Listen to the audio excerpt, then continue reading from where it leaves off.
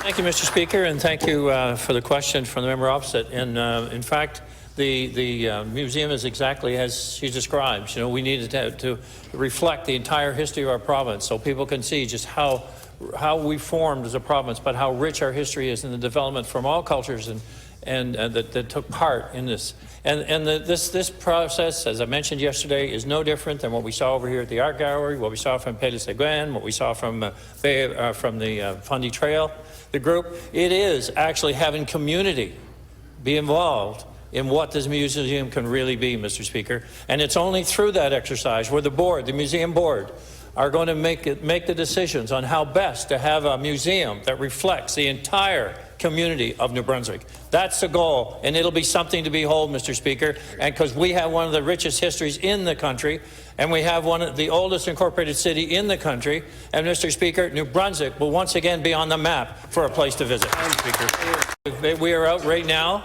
applying, you know, looking for new board members reflected from all over the province, Mr. Speaker, because that's the way it's going to get it right. But there are vacancies. We want them filled. And, Mr. Speaker, it's important to fill them with as it's identified in the request, we want people that have construction experience, that can look at that as well as look at the history of our province. So it's a combined board. We need all kinds of skill sets there, Mr. Speaker, because this is unique. If you think of when the last time we built a museum in our province, I can't remember the last time, Mr. Speaker. We've talked about it for 25 years, but now we're going to get it done, and we're going to get it done better than any other museum in the country, Mr. Speaker. So we want people from all over this province to be part of it, and we're building and requesting people to put their names forward, and we're going to have a board that'll get the job done, Mr. Speaker, and in a time that we can all be proud of, Mr. Speaker. Probably, I would dare say, record time from what we're used to seeing in construction projects. You know, in the case of having the private sector involved, Mr. Speaker, in a public institution like this that is going to reflect the history of our province, but they too want to be part of it, and we want to see that from all over the province, Mr. Speaker, because we want to ensure that every community is represented, and we know that businesses across the province will want us to be part of that. But that's not different than what happened over here at the Art Gallery.